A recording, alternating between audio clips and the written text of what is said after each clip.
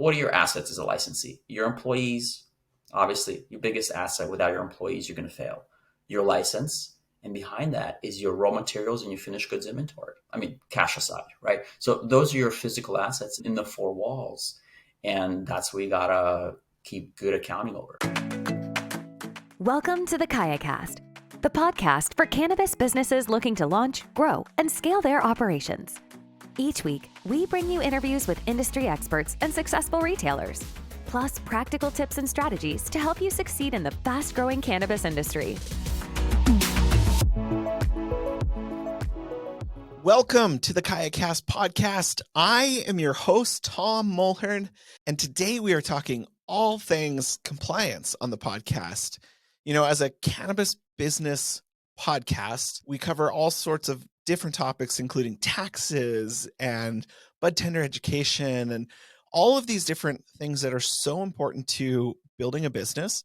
But one of the most important things is compliance, because if you lose your compliance, you could lose your business. And so today on the show, we have Ed Linetskiy, who is the Chief Compliance Officer at GreenSpacePro. And GreenSpacePro is a work management tool designed specifically for cannabis operators. It integrates with Kaya Push and really offers your dispensary, your cannabis operation, an amazing tool to stay on top of all of the things that can sideline your business, including regulations, license, all of that sort of stuff. And so Ed and I dive deep into why people lose their compliance, the importance of compliance, the difference between cannabis compliance and other industries. And it's a fantastic interview with really an expert in this field, working in compliance for so long. Ed has so many great insights to share. So let's jump right into the show.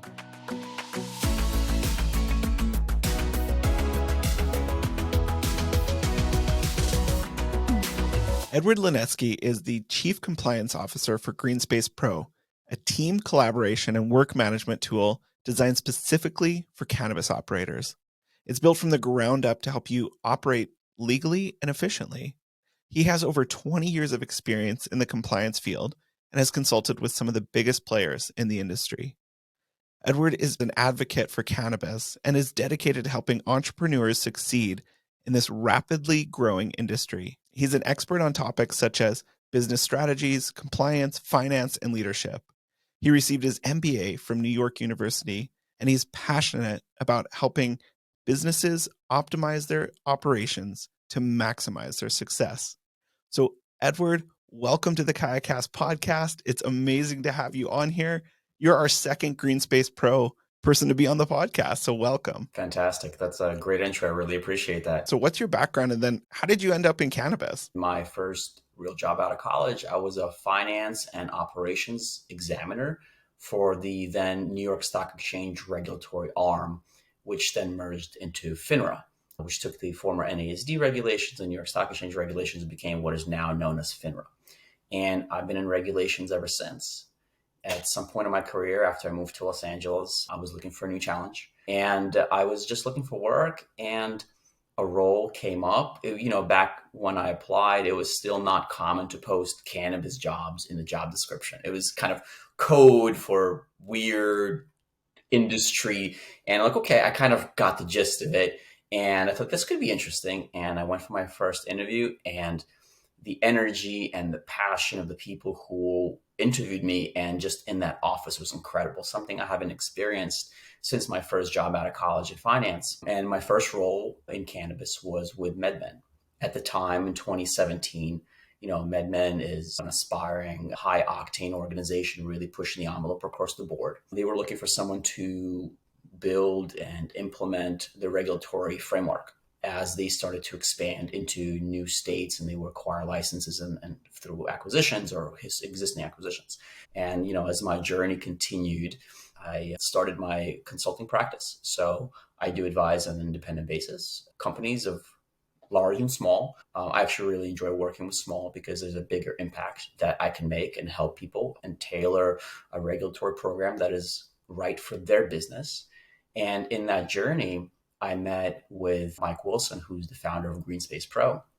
And when I saw the platform, honestly, I said, Mike, where was this 3 years ago when I was losing sleep and I had two whiteboards and trying to remember everything and kind of make work in other calendars and systems and paper just to jerry rig a platform that really can facilitate what you need to support a regulatory program on a large scale basis. And we've been growing it and improving it ever since. And I'm kind of pretty excited as to what we've accomplished in the last couple of years in terms of both reach and what the product is able to do.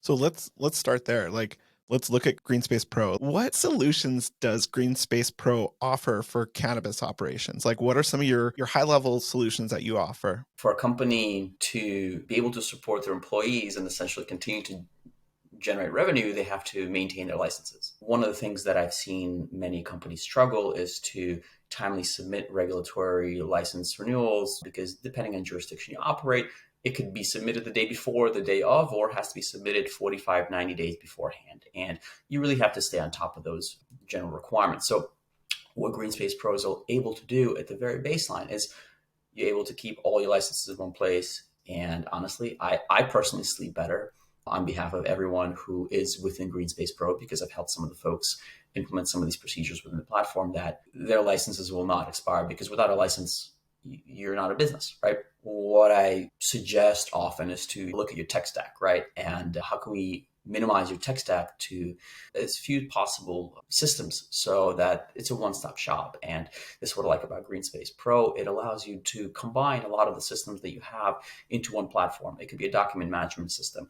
It could be an SOP management system. You can project manage out of it. There's Gantt charts. You could assign tasks and deliverables. Its reach is very robust, which is, as you can tell, I'm very passionate about it, because it helps you do all those things that are very vital to the success of an organization. And it's a phenomenal resource, honestly. It's made my life a lot easier and the lives of a lot of clients easier as well. I want to focus a bit on your experience in compliance. And I want to start by kind of asking, how did your experience in the financial industry with compliance, how did that impact your role with cannabis compliance? And what's kind of the difference there? I mean, you kind of alluded to it earlier, but what are some of the things that are similar, and what are some of the major differences? What really attracted me to cannabis is that there is 10 ways to interpret some regulations. And I think that's important while complicated, right? It's complicated, and a lot of people complain, well, regulations are unclear. Well, sometimes it's actually beneficial, because it gives you the opportunity to speak to the regulators and communicate with them and educate them as to what these regulatory requirements may imply and what you think they are intended to do. So it's really the spirit of the law and also what's written, right? And you have seen numerous companies in this industry take regulations and interpret them successfully to meet their needs of their business model, while other companies may have interpreted them differently and were not able to achieve the same level of success because they figured to limit themselves and not have open dialogue with the regulators. And let's partner, let's figure it out. You have a lot of folks like myself and attorneys in the industry who have been through numerous sets of regulatory frameworks and can offer guidance and for you to make business decisions based on. But ultimately, if there's something really, really big that really impacts your business, I find it beneficial to make a partner of some regulators. I think a lot of people won't agree with me on that. And, there are times for business decisions, and it's a business's kind of option to make a business decision on a risk basis. What are some of those common mistakes that dispensaries make when it comes to compliance? What I find as one of the biggest gaps in most organizations, regardless of license type, is inventory. One of the first things I look at organizations when I just walk through the door is I discuss inventory. What is your inventory accountability? How accurate are you? Or do you see a lot of theft? Honestly, a lot of folks don't do audits because, depending on the regulatory framework you operate in, some regulators are very light touch about these audits. So unless you do proper inventory auditing and accounting and system comparison, which is generally basic reconciliation, you won't know. So you won't know if boxes of inventory are walking out the door. And sometimes when you do an inventory and you realize, hey, I've had thousands of dollars of inventory walk out the door. How? Where is it? How can I fix that? So Pay attention to inventory. That's first and foremost. What are your assets as a licensee? Your employees, obviously, your biggest asset. Without your employees, you're going to fail. Your license, and behind that is your raw materials and your finished goods inventory. I mean, cash aside, right? So those are your physical assets in the four walls, and that's what you gotta keep good accounting over. As a business owner, how can they keep up to date with the different changing regulations with local, state, federal? They're always changing. You've encouraged them to make sure their inventory is correct, but what if something changes? How can they stay up to date with all of those changing regulations? Hopefully you have somebody in-house dedicated in a compliance or operations capacity. Like even if you're a single shop, right? Whoever's managing your inventory, one of the responsibilities should be to stay on top of regulatory changes. Creating a working group inside your organization, planning for it, and then obviously executing, right? Because you can plan, for months, but you have to execute. So that's the other thing is, you have to identify people in your organization who can successfully execute on not only your business model, but on all the other interim things that come up, right? And you got to be able to rely on them. Because without an executor, it's just a lot of plans, right? There's no workers, there's just ideas. I spoke with Caitlin Koski from Point 7 Group, and she said when she was a bud tender, she would just read the regulations, kind of similar to yourself. Honestly, when you have folks in your organization, this is not their responsibility, and they say, what part of the regulations do you think I should read so I can be better at what I do? To me, that obviously is a regulatory person, right? To me, that's music to my ear. I'm like, absolutely. I get very excited about, like, hey, call me. I can talk you through this. Here's the section. Read it. Happy to answer questions. Walk you through this. And honestly, what you find is that a lot of the folks who are, like herself as a bud tender, if they want to know regulations, a lot of folks find their ways into like a back of house role, and then maybe find their way into a corporate role. Or if they get really good at what they do, they find their way into bigger organizations or consulting firms or whatnot, right? So knowing some of the intricacies of the business from a regulatory standpoint can really benefit people at all levels of the organization. What are some of the consequences for dispensaries that fail to comply with regulations? The most common one is fines, right? Usually the first time, unless it's an egregious violation, it's a warning, right? It's a warning. Please provide a corrective action report, and then we will be back to check on you later to make sure you did what you said you did, right? They just go to fines. And recidivist violations, just repeat violations, right? Those are the worst, right? So the rule of thumb is you get knocked on something once, you get a $500 or $2,000 fine, deal with it, but never let it happen again. Because usually it starts to ratchet up with each identical violation, and it becomes multiples, and then eventually they just get really annoyed with you. The more violations you have, the more repeat violations you have, the more annoyed your inspectors get, and the more they're going to get you for. If you have 50 tic-tac things, they start to add up, and then they get really frustrated. And then a frustrated examiner is not something that you want, because then they can get you for everything. And that, $500 fine is now 10, 15, 20,000 because they got you for 5, 6, 7 things. And each one of them is like $2,000. And now your bosses are pissed because now it's costing them money. It's all goes back to building out an effective compliance program, having the checks and balances to manage that compliance program, and having the visibility into what's going on a day-to-day to make sure you can track those regulatory requirements from your licensees. Now, looking towards the future, what are some of the biggest changes and most exciting changes you see happening in the industry? They're the changes that I'd like to see happen. And then there are things that I'm actually seeing. So what I'm seeing happening is that the regulators are really, I think, trying to keep people accountable for the regulatory requirements, trying to focus on the consumers. What I really hope is that regulations are written not only in a way to make sure the product is safe and secure from both a public health perspective, but also from a diversion and theft perspective, but also thinking about how their rules and requirements are impacting the consumer. You're also seeing limits on product manufacturing, certain requirements on the operators that result in really, really high costs to the end consumer. So, and then states are surprised. Why is our tax revenue not where it should be? Why are prices so high? Why are consumers? And they put pressure on the operators. But if you look at the heavy-handedness of certain regulations, like If you think about it, it's just something very simple. I keep going back to inventory because it's a pretty passionate topic of mine. Having the mandate of full soup to nut inventory reconciliation every week is highly burdensome in a business. Now, there are different ways to do it. There's best practices. There's box counts, right? There's GAAP inventory accounting versus non-GAAP inventory accounting because some regulations actually require for GAAP, or if you're a public company, a whole different conversation, right? But still, it's problematic. Imagine you're a distributor with $20 million worth of inventory and you have to do inventory every 7 days. All these things go to the bottom line of the operator and say, wait a minute, I'm selling this thing for $10. Well, I'm losing a ton of money. Now I got to raise prices, right?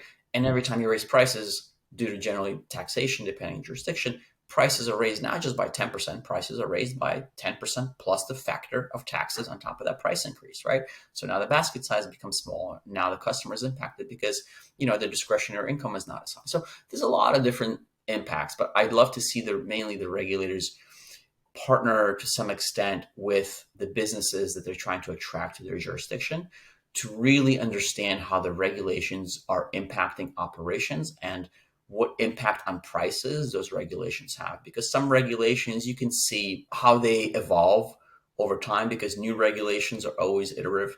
Like every, 3, 6, 12 months, they're always changing. And you can see that, there are clear communications with the operators who identify inefficiencies or regulations, and then they get worked out over time. Some regulations are rolled out, and I think they're really good, and they're really business forward. They help the industry as a whole, and they help normalize the concept of cannabis, which is ultimately the goal, right? Having it be normalized, having people walk into the stores and they feel like it's a comfortable, everyday shopping experience, and not having them feel like they're shopping for a narcotic, which it's not, right? So I think that's what I'm most excited about seeing. And I have been seeing that little by little. So it's getting better for sure. Now, you've worked with tons of dispensaries in your role with CCBC Group, which is your boutique compliance business, with GreenSpace. And then, you worked at the Apple store of dispensaries, MedMen. So what advice would you give to a cannabis owner to grow their business and stay compliant at the same time? You kind of have to have a come to Jesus moment with your business model and the regulations and your internal operations, right? What is your business objective? Like, what is your business model? Once you identify what your business objective is, it's not just, hey, I want to make money. Well, yes, everybody wants to make money. Everyone wants to be profitable, but how? What is your pricing strategy, right? What is your inventory strategy? What is your product strategy, right? What is your marketing strategy? All these things ultimately, to some extent, have a basis in regulatory compliance. I want to sell this product that this manufacturer is making. Well, here's the thing. That product may be borderline compliant. Do you want to sell and put additional risk on yourself? Yes, no, maybe so. You figure it out. But ultimately, you establish your business model and your strategy. Then you identify where your regulatory gaps are or your regulatory needs are and try to identify, okay, does this strategy add additional risk to my business? And then you identify what those risks are and you decide your plan forward with the person who's guiding you on those regulatory requirements, right? There's different approaches to regulations, right? There is no one size fits all model. It needs to be tailored to your business, and I couldn't emphasize that more. Yeah, there is a framework to compliance, but step one is, what are you trying to accomplish as a business? Who are you? Where are you? And where are you going? And who are your customers? So once you can figure that out and document that, then you take the regs and you apply it. And then you just have to be vigilant about it. You have to know your business on a day-to-day basis, and you have to have clear and transparent and even more so honest communication within your environment. And you have to instill that from the top down. Your employees need to know that they could come forward to you and say, hey, I messed up. I accidentally gave this client the wrong product. I accidentally oversold by a pre-roll. Now, certain things are fireable offenses and you have HR policies, et cetera, fine. But ultimately, they need to feel comfortable that they can come to you and they understand that, hey, by coming to you, they're actually helping you protect the business, because then you could sit down and say, okay, what was a systematic failure in our processes that resulted in this issue? And how do we address that going forward so it doesn't happen again? The worst thing I've seen is that due to a lack of communication and transparency and trust within an organization, things just get hidden. And they come out usually when there's a cycling of either management or lower level employees. Set standards, have and promote good communication, and then figure out ways to not let same issues come up again. Just solve the systematic gaps, and you'll be most of the way there to having regulatory compliance actually contribute to your overall business success. The flip side to that is you would be surprised how many times people on the line level who feel comfortable questioning the processes will actually improve and streamline your operations and save you money, which goes straight to margin dollars, right? They will save you money, especially if they've taken the time to read the regulations, and they can start to question, hey, why are we doing it this way? If I just move one seat over, I can do this 10 times faster. But somebody sat me here 2 months ago, and that person is not longer here, and they were a menace. And that's why I never questioned it. But now we have a new management team. Now I feel more comfortable bringing these things up, right? So just make your employees comfortable in speaking to you honestly and openly and questioning, because, when there's no ego about process, you're more likely to succeed, right? Because I'll never say that my way is the 100% the right way. My guidance may be rooted in a lot of experience and best practices that I've seen across a broad spectrum of operations. But it doesn't mean it's the best way to do it. And I'm completely open-minded if somebody wants to do it a different way. And then your job is just to support them in what their business model is and how they want to approach it. And then you learn from that. And then you take that where else you go and you say, hey, I've seen this model. Yeah, this maybe works. And let's just make sure it works within your regulatory framework, or how we could partner with the regulators to maybe not today, but maybe in 6 months we'll get there. That advice right there, that nugget is what could really transform their business. So now if there's someone that wants to reach out to you or find out more about yourself, your boutique business, or GreenSpacePro, how do they connect with you, Ed? Through GreenSpace, there's a direct email on the website that you could contact, and you could just ask to speak to me, or if you want me to see how GreenSpacePro can help your organization, they'll connect you with me, and I'll jump on the demo. If you just want to reach out to me, it's Eduard, Eduard. It's a funky spelling, so Eduard with a U at ccbconsultant.com, and just shoot me an email. You want to connect? Happy to do it. I'm always talking to people in the industry, happy to share the knowledge. It's extremely important to work together, especially if you're not in a competing town. If you're in Southern Jersey and Northern Jersey, you're not competing. So share best practices, share wholesale prices. Don't tell the wholesalers, but share wholesale prices. Ultimately, we should all be working together to make sure everyone's profitable, right? My goal is not to make sure somebody wins over somebody else. I think there's room in the industry for everyone and every level of operations at every level of supply chain. So if we all work together, brands help retailers, retailers help brands, manufacturers, cultivators, etc. I think we could all do just fine here. Ed, thank you so much for taking this time to be on the podcast, share your experience. Thanks for coming out. I really appreciate this. This was great. Thanks, Tom. Really appreciate your time. Have a great one.